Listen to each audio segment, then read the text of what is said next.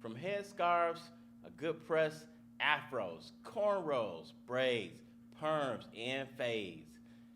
It is an innovative shift that revolutionizes the wellness of black hair through artificial intelligence.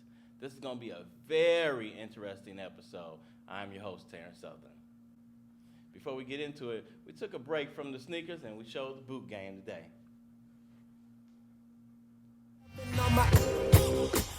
Confidence, yeah. It really shouldn't be no arguments, cause you're now viewing the greatest of all time, saying I can't get better. This episode, we're going to explore the fresh way black folks can take care of their hair and scalp through AI. Meet our wonderful guest, Dr. Tiffany St. Bernard, an AI researcher at Cornell, a scientist and the founder of SoCai. Building the AI solutions for dermatology concerns and the HairDays app, dedicated to empowering your hair wellness journey and a platform that anchors artificial intelligence to map the hair genome. It is so great to have you on the show. So first, I just want to thank you for joining us today on the BlerdOut podcast. Yeah. So what you're doing is absolutely groundbreaking. Like, I'm super impressed. You mind telling the audience a little bit more about yourself and where you're from? Hi, I'm Dr. Tiffany St. Bernard, founder and CEO of SoCai. We build AI solutions for the dermatology space. So one of our products is named HairDays. It's a mobile application for women to track and log their hair journey, utilizing AI solutions to help navigate the crazy world of hair and scalp care. That's what's up. And where are you from? Like, how did you get started with the SoCai and the HairDays app? Yeah, so my family's from Grenada in the West Indies originally, Okay, nice. but born in New York, then moved to North Carolina, and then Connecticut for figure skating when I was much younger.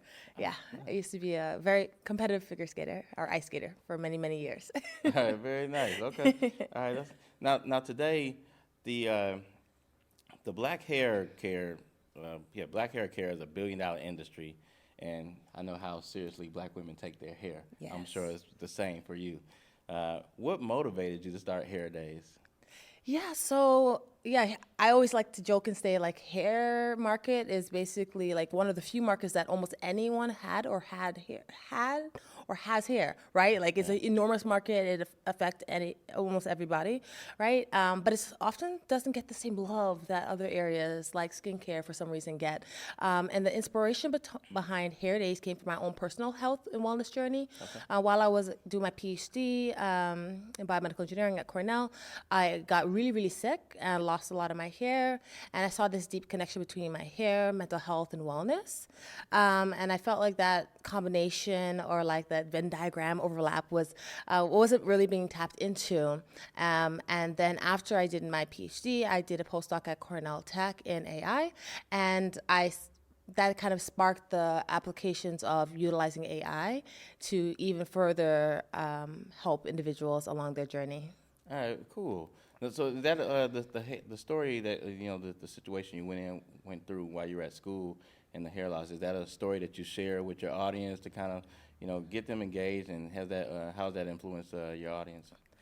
I actually haven't really shared it much with my audience. When asked, I'm pretty open book, so I'm happy to share what actually inspired me. But yeah, it's a lot of different things, but that is really what kind of sparked the fire behind like the health, wellness, and because at the time my hair was really, really long and big and stuff like that, and people comment on like, why don't you wear your hair like you used to, or and then I didn't realize that my hair was slowly falling out throughout that time, and of course that takes a toll on your self-esteem, and realizing that it was not only myself, the only person that was feeling like that. Other women that have hair loss, other women that have issues with their hair, also feel very issues with self-confidence, and so yeah, that's part of the inspiration behind what we do at HairDays. Okay, love that. That's a very powerful story.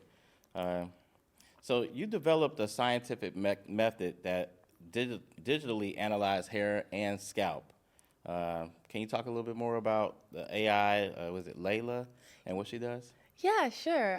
So Layla AI, she basically analyze from image, video data, extract as much information as possible to be able to provide recommendations and insights. So the curl pattern, the color, the texture, and so on, and then utilizes that information to provide recommendations that are better suited or more personalized to you.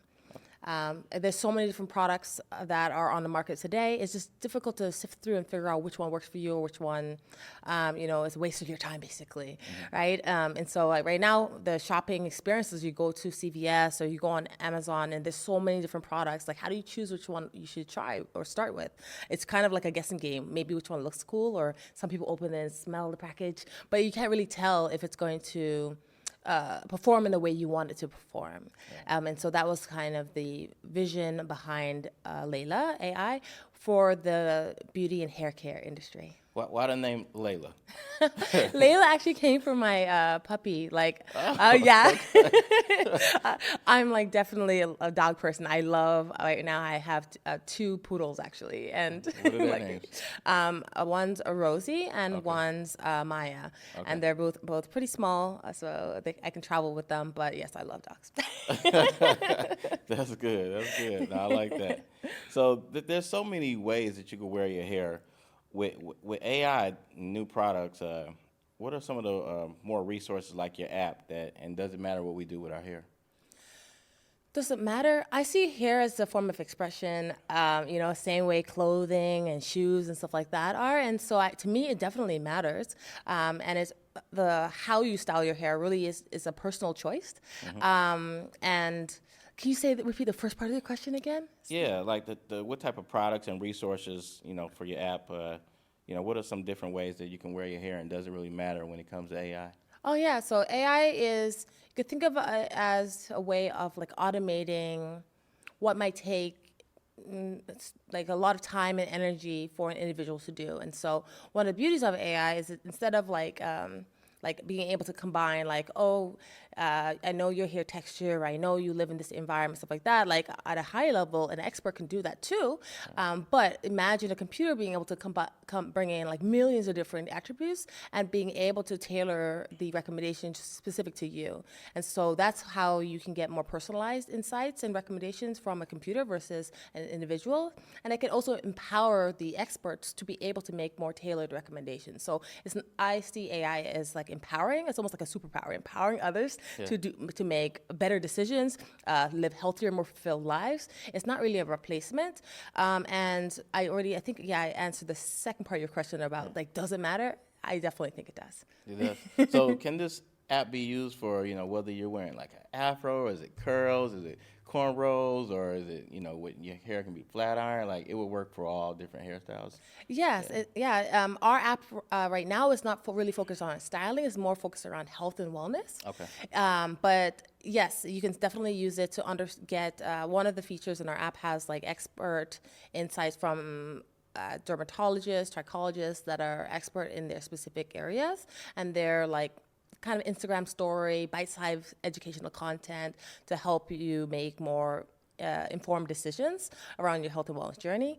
So yeah, no matter where you're starting, there's something for you on HairDays. All right, and you said it also helps you with the scalp care as well. Like, can you kind of dive a little bit deeper into the scalp part of the feature? Yeah, sure. I mean, one of the features in the app is also about logging and tracking like your symptoms, as well as there's a lot of like misinformation around like how to take care of your scalp, for example. A very popular, common concern is around like, do you need to oil your scalp?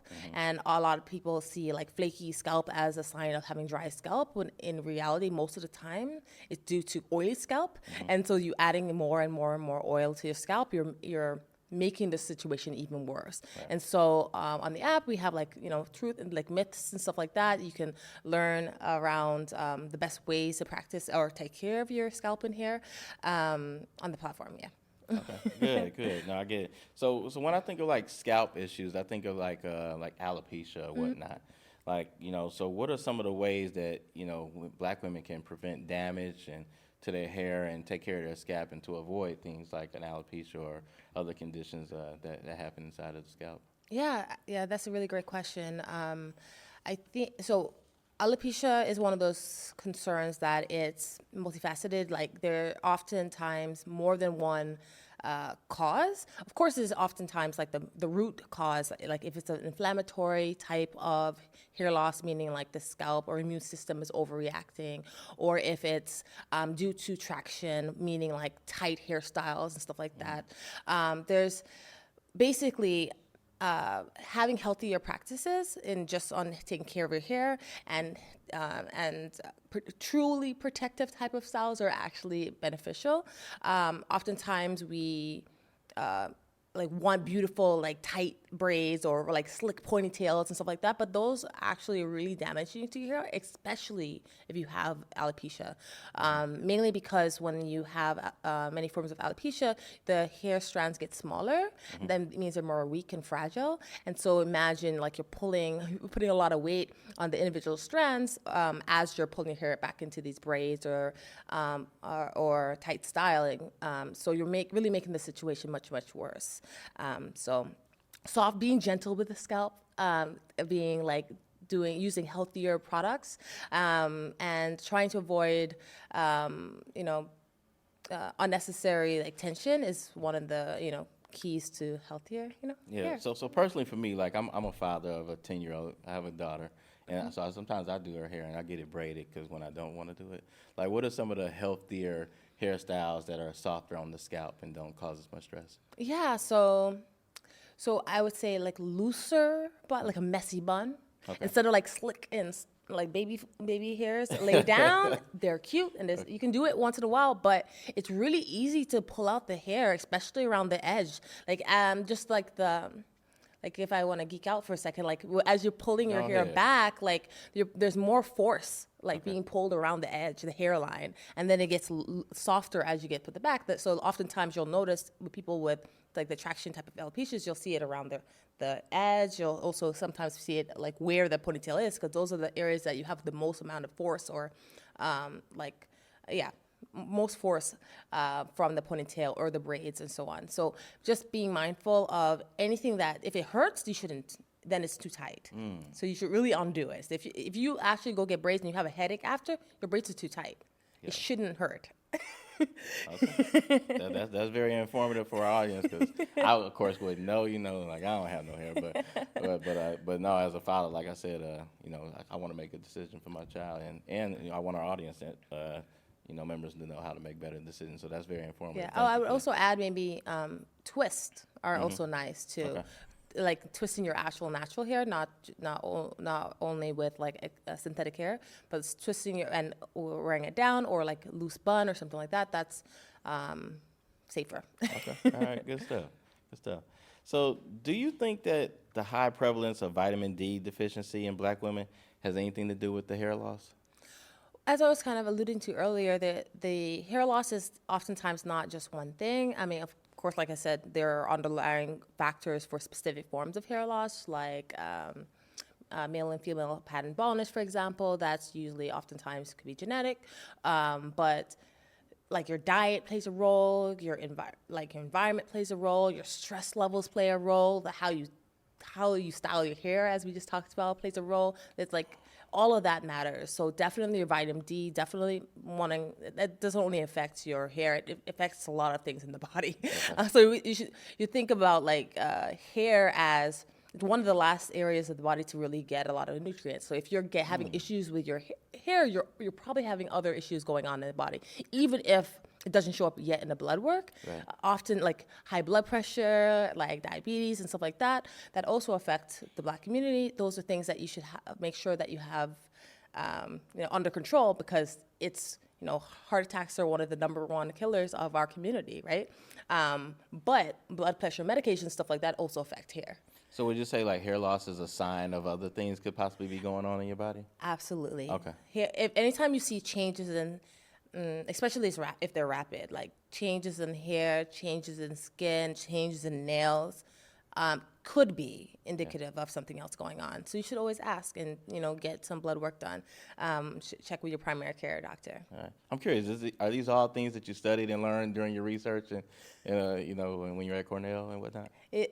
Part of it's through my research at Cornell, but part of it's also just in working on this venture with SoCai. So SoCai stands for Standard of Care AI, but it also has a double meaning. It's Skin of Color AI.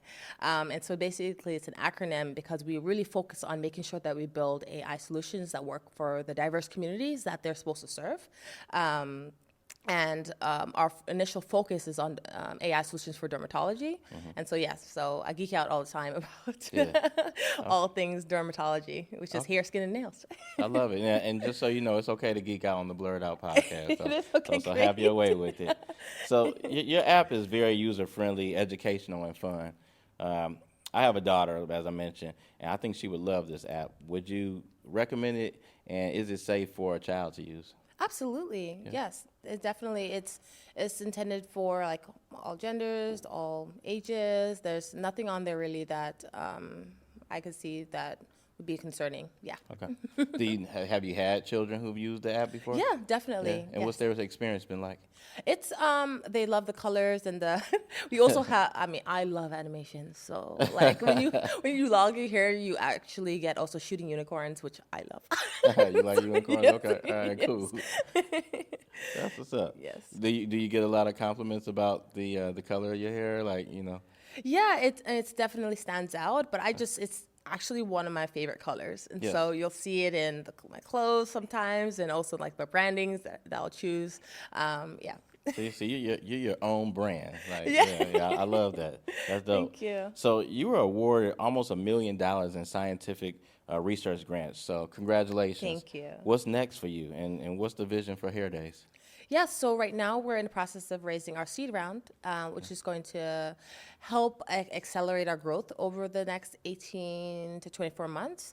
We're really actually leaning heavily into the healthcare side of things, and so focusing on providing solutions for individuals with alopecia, for example, or eczema, or contact dermatitis, and so on. So I really am excited about what the journey that ahead, but.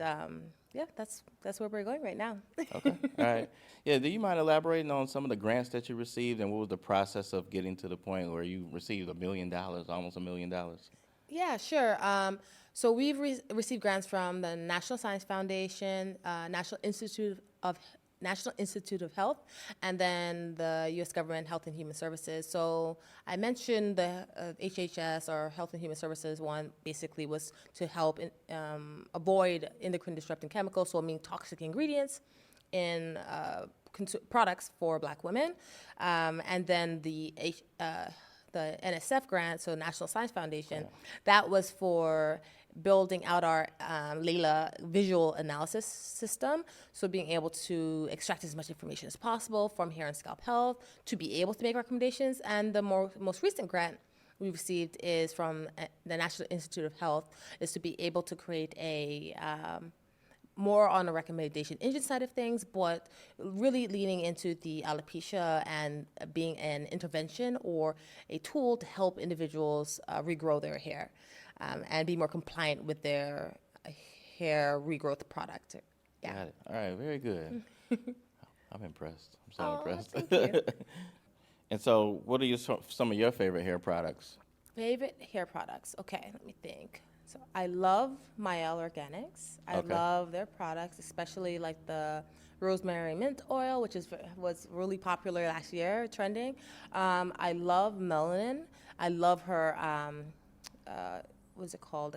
The African black soap shampoo. Are you familiar? I'm not. Okay, no, I love it, especially since I have pretty thick hair, and so I actually wash my hair in twists, and because it's just a headache to wash out, and so her shampoo is clarifying enough to work really well when your hair is in twists. So that's why I really love her shampoo. What's it called again? Melanin. I think it's Naturals 85 is the founder. Don't quote me on that. Okay, all right, no problem. Yes. We got you. Yes. So I love that shampoo. Love Mael's products. Who else do I love their products that I personally use? I also use the melanin oil. It's so many products on my shelves. I do use them. It depends on what the style I'm going for, actually. Okay. And of the products that you use and love, like, are these, things that you've tested during your research to make sure that it's safe on, like, the scalps for your AI research? Yeah. All the ones that I use have very natural ingredients, Okay. as natural as possible. So during, like I mentioned, that while I was in my PhD, I got really sick. I also became allergic to life. Like, I went from being a junk food junkie, basically, to having to eat organic and natural almost everything. Okay. And I've actually been able to find a dye that doesn't break me out, but it's been a struggle. And so now I'm very, very conscious about ingredients and trying to avoid things that are really unhealthy and toxic. And I love the fact that, unfortunately, from a negative reason, but the FDA is starting to, like, pay attention to ingredients in the products, because our products tend to be more toxic than other.